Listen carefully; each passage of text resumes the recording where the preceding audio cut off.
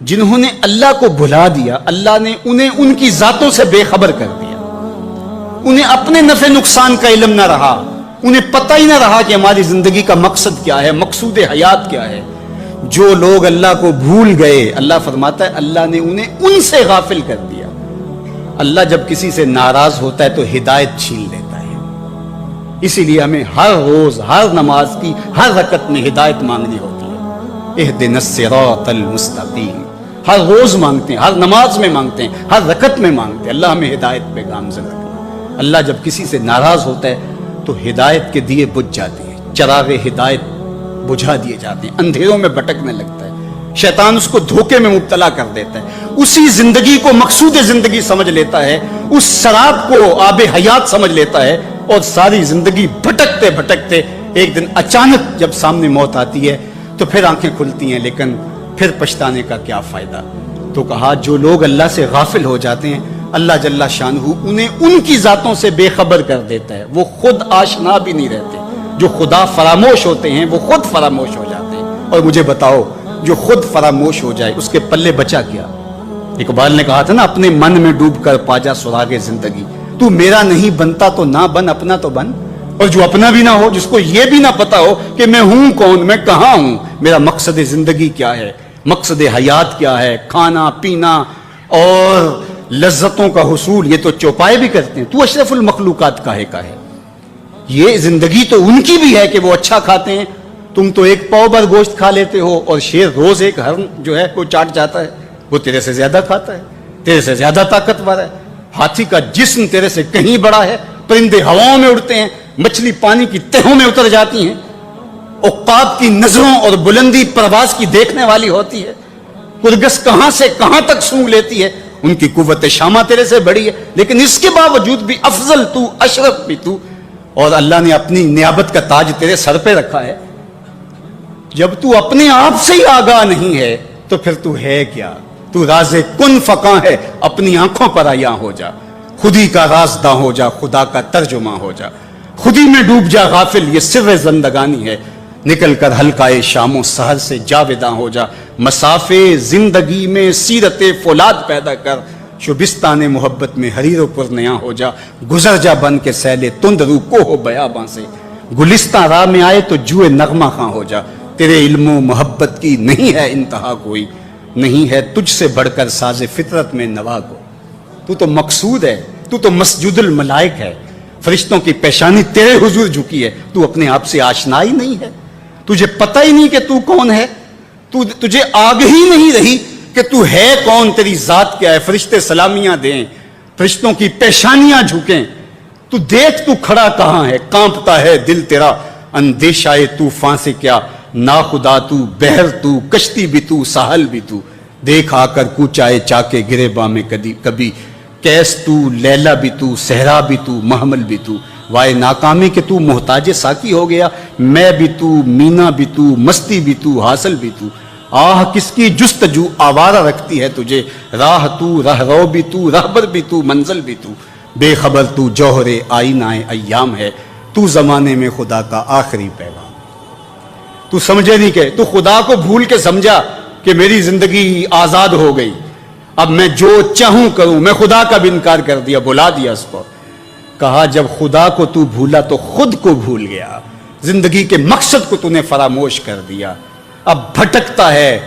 ارض فلات میں، جنگل میں پڑے ہوئے خشک پتے کی طرح، جس کو ہوائیں کبھی ادھر اڑا دیتی ہیں کبھی ادھر اڑا دیتی ہیں، مقصد حیات کا علم نہیں ہے، تو کون ہے، کہاں ہے، تیرا مقصد زندگی کیا ہے، خدا کو بھولنے کا یہ نتیجہ ہے جو تجھے بھگتنا پڑ رہا ہے۔ خدا آشنا ہو جا، خود آشنا ہو جائے گا، تجھے ذات سے آگہی ہو جائے گی، من کا شعور مل جائے گا، تجھے پتا چلے گا کہ میں کون ہوں، میری زندگی کا مقصد اور مقصود کیا ہے۔ تو اگر تو ایسا نہیں کرے گا تو اللہ تجھے تیرے سے بے خبر کر، تیری ٹانگیں نہیں توڑ دی جائیں گی، تیرا رزق نہیں چھین لیا جائے گا،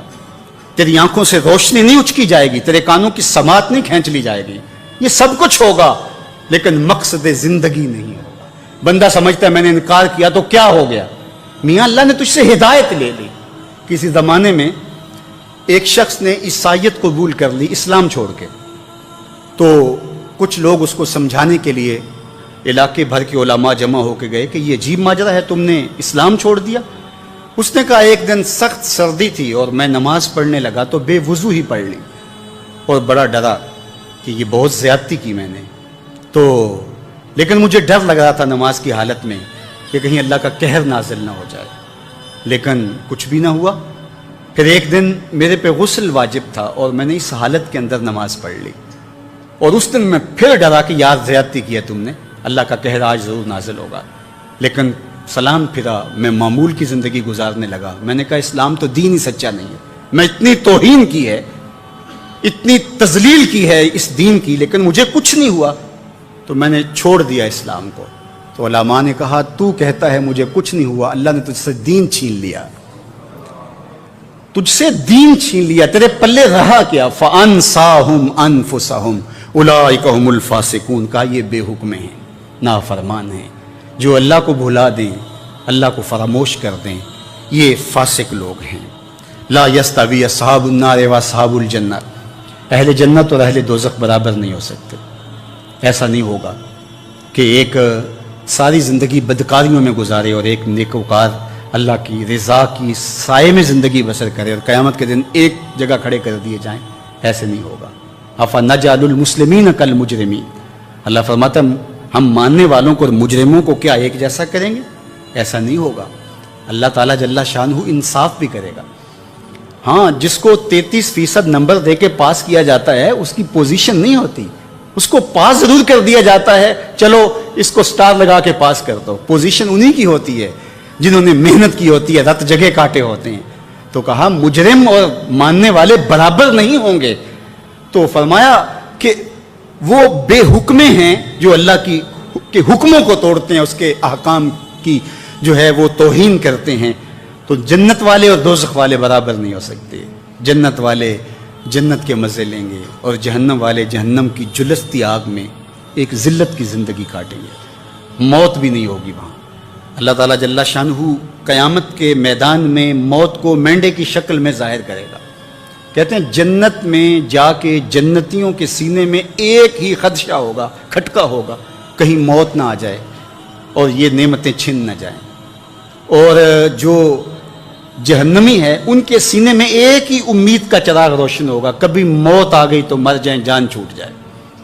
پھر مینڈے کی شکل میں روایت میں آتا ہے کہ موت کو لایا جائے گا، جنتی جنت سے، جہنمی جہنم سے گردنیں نکال کے اس منظر کو دیکھ رہے ہوں گے، پھر موت کو ذبح کر دیا جائے گا۔ جنتی اتنے خوش ہوں گے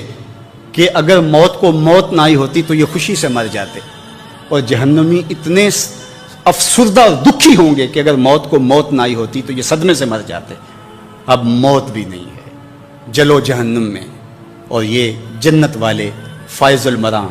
اصحاب الجنت هم الفائزون، یہ کامیاب اور بامراد۔ اللہ اہل جنت سے کہے گا کہ اردیتم، کیا تم راضی ہو؟ تو وہ کہیں گے ہمیں کیا ہوا کہ ہم راضی نہ ہو، ہمیں تو وہ ملا کہ جس کا ہم تصور بھی نہیں کر سکتے تھے۔ دل میں خیال بھی آتے ہیں، وسوسے بھی آتے ہیں، اور ایسی ایسی خواہشات جنم لیتی ہیں کہ انسان خود اپنے پہ ہنستا ہے، لیکن ایسی خواہشات جس کی اتباع میں چل پڑا، جس کی خواہش میں چل پڑا، تو یہ ہلاک کر دینے والی چیز ہے۔ آرزو کا پیدا ہو جانا، حتیٰ کہ آرزو تو آرزو رہی، وسوسے کے پیدا ہو جانے پر بھی پکڑ نہیں ہے اگر اس کی اتباع نہ کی جائے۔ صحابہ نے حضور سے عرض کیا حضور ہمیں ایسے وسوسے آتے ہیں کہ اگر ہم بیان کر دیں تو قتل کر دیے جائیں، اتنا غلیظ خیال باز کا انسان کے دل کی تختی پہ آتا ہے، دماغ کی سکرین پہ ابھرتا ہے۔ تو فرمایا کہ تم کیا کرتے ہو؟ تو انہوں نے کہا کہ ہم اس کو جھٹکنے کی کوشش کرتے ہیں، جب اس طرح کا کوئی خیال آتا ہے تو بندہ اس کو جھٹکتا ہے، دور کرتا ہے، اور بندہ خوف زدہ ہوتا ہے اور اللہ کی پناہ میں آتا ہے، اور اس کی ایک حالت ہوتی ہے۔ تو اس حالت کا انہوں نے ذکر کیا کہ ہم تو پھر یہ کرتے ہیں۔ تو فرمایا کہ ذالک صریح الایمان، یہ تمہارے واضح ایمان کی علامت ہے کہ اس وسوسے کے بعد جو تمہاری طبیعت میں بے چینی اور بیزاری پیدا ہوئی، اور اس کو دھکیلنے کے لیے، اس کو خیال سے ہٹانے کے لیے، اس کو تصورات سے دور کرنے کے لیے جو تم نے کوشش کی، یہ تمہارا ایمان تھا جو کھڑا ہوا، اور تم اس سے بچنے کی کوشش کرتے ہو، تو یہ تمہارے ایمان کی علامت ہے۔ تو خالی وسوسہ اگر کتنا ہی غلیظ کیوں نہ ہو، اگر اس وسوسے کو خیال کا حصہ بنا کے اس سوچ کو لذت کا سبب نہ بنا لیا جائے، حتیٰ کہ غیر محرم کے اوپر آپ کی نظر پڑ گئی، تو فرمایا النظرۃ الاولی لک والثانیۃ علیک،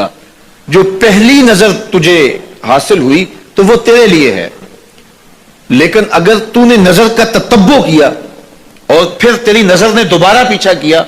تو وہ تیرے اوپر وبال بن جائے گی۔ تو خواہش کا، وسوسے کا اور کسی ایسی چیز کا دل اور دماغ کی سکرین پہ ابھرنا اور خیال پیدا ہو جانا یہ کوئی بات نہیں ہے۔ انسانی زندگی کے اندر کتنے ہزار خیالات جو ہے وہ انسان کے دماغ میں جو ہے وہ پیدا ہوتے ہیں اور پیدا ہو کر کے مٹتے ہیں، پھر نئے پیدا ہوتے ہیں۔ کبھی بھی انسان کا دماغ خالی نہیں رہتا، ہر وقت سوچتا ہے۔ آپ اگر یہ طے کر لیں کہ میں کچھ نہیں سوچنا تو یہ سوچ رہے ہوں گے کہ میں کچھ نہیں سوچنا، یہ کبھی ہو